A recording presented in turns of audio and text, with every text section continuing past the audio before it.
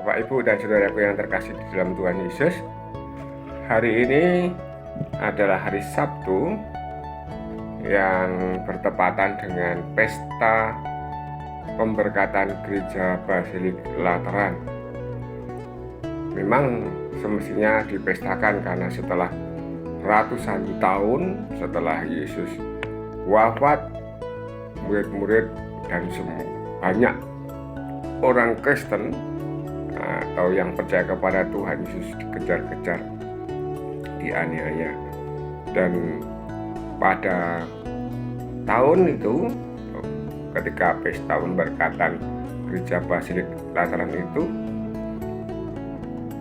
Kristen sudah diakui oleh negara, sehingga menjadi leluasa untuk mendirikan gereja. Dan gereja itu pun didirikan oleh Kaisar Konstantin, yang akhirnya juga muncul gereja-gereja di tempat-tempat lain. Bapak, Ibu, dan saudaraku yang terkasih di dalam Tuhan Yesus, yang kita baca hari ini adalah Injil Yohanes bab 2 ayat 13 sampai dengan 22. Bapak, Ibu, dan saudaraku yang terkasih, para katekis yang saya hormati, ini narasinya saya rasa berbeda dengan narasinya Santo Lukas dalam menceritakan atau memaparkan Injilnya.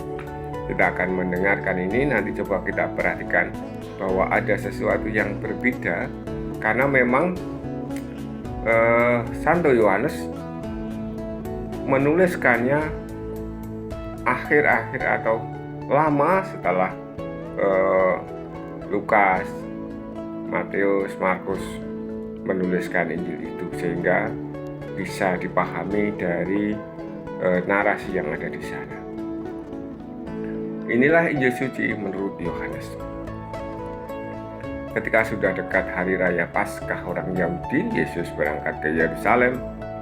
Dalam bait suci didapatinya pedagang-pedagang lembu, kambing, domba, dan merpati, dan penukar-penukar uang duduk di situ. Maka Yesus membuat cambuk dari tali, lalu mengusir mereka semua dari bait suci dengan semua kambing, domba, dan lembu mereka. Uang penukar-penukar dihamburkannya ke tanah, dan meja-meja mereka dibalikkannya. Kepada pedagang-pedagang merpati, ia berkata, "Ambil semuanya ini dari sini. Jangan kamu membuat rumah Bapakku menjadi tempat berjualan." Maka teringatlah murid-murid Yesus bahwa ada tertulis, "Cinta untuk rumahmu menghanguskan aku."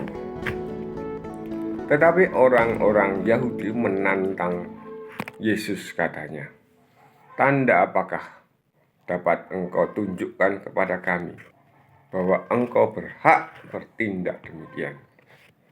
Jawab Yesus kepada mereka, "Rombaklah bait Allah ini, dan dalam 3 hari aku akan mendirikannya kembali." Lalu kata orang Yahudi kepadanya, 46 tahun orang mendirikan bait Allah ini, dan engkau dapat membangunnya dalam 3 hari. Tetapi yang dimaksudkannya dengan bait Allah ialah tubuhnya sendiri. Sesudah Yesus bangkit dari antara orang mati, barulah teringat oleh murid-muridnya bahwa hal itu telah dikatakannya. Maka percayalah mereka akan kitab suci dan akan perkataan yang telah diucapkan Yesus. Demikianlah sabda Tuhan. Terpujilah Kristus. Bapak, Ibu, dan saudaraku yang terkasih, mohon maaf saya minum dulu.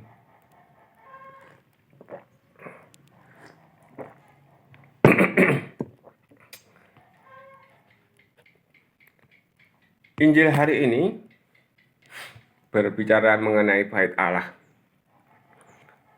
Kalau saya bandingkan, yaitu berbicara tentang gereja secara bangunan.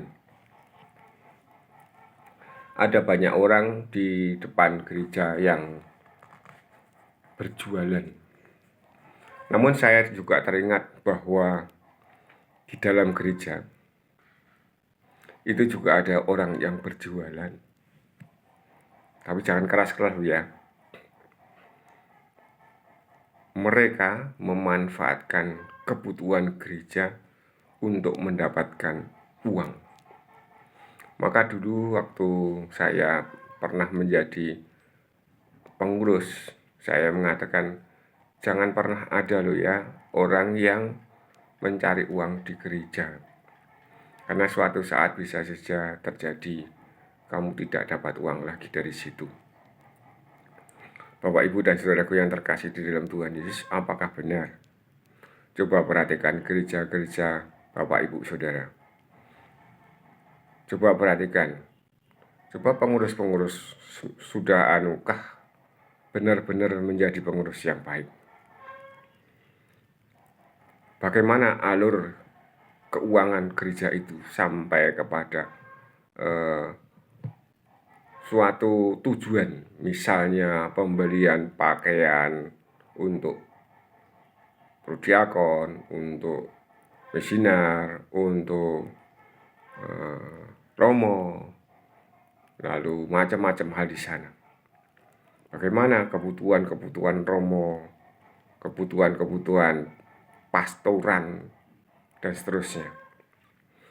Bapak, Ibu, dan saudaraku yang terkasih di dalam Tuhan Yesus, memang benar bahwa setiap orang yang bekerja itu harusnya mendapatkan upah, tidak selalu harus free, tetapi mestinya ada upahnya, dan di situ mestinya ada pengaturan-pengaturannya. Jangan sampai misalnya mencari uangnya dari parkir, dari panduan gereja, atau dari apa yang saya tidak mau mengatakannya, yang sebenarnya di situ bisa diatur, lalu bisa mendapatkan uang. Bapak, Ibu, dan saudaraku yang terkasih di dalam Tuhan Yesus, orang juga menghubungkan bait Allah itu dengan diri kita. Bagaimana bait Allah itu dikelola dengan baik? Siapa yang mengelola? Siapa yang mengelolanya? Siapa yang dikelola? Kalau di dalam gereja itu, siapa yang mengelola? Siapa yang dikelola? Atau apa yang dikelola? Lalu kalau diri kita sendiri, siapa yang mengelola diri kita sendiri? Apa yang kita kelola? Bapak, Ibu, dan saudaraku yang terkasih di dalam Tuhan Yesus, pada bagian akhir dari pernyataan ini, yang mungkin juga penting bagi para katekis, disebutkan di sini. Sesudah Yesus bangkit dari antara orang mati, barulah teringat oleh murid-muridnya bahwa hal itu telah dikatakannya. Maka percayalah mereka akan kitab suci dan akan perkataan yang telah diucapkan Yesus. Pertanyaannya adalah, mereka itu, murid-muridnya itu, percaya dengan kitab suci yang mana? Kitab suci Taurat atau kitab suci para nabi-nabi? Mungkin perlu kita bahas bersama-sama. Mungkin perlu kita perhatikan bersama. Kenapa Yohanes menulisnya demikian? Saya kira Bapak, Ibu, dan saudaraku yang terkasih, hari ini kita bisa merenungkan bagaimana gereja kita, bagaimana bait Allah yang ada di diri kita masing-masing, lalu mempersiapkannya untuk kehidupan nanti, kekudusan nanti di surga. Semoga kita semua bisa mengelola diri kita masing-masing untuk kekudusan nanti. Amin. Berkah dalam.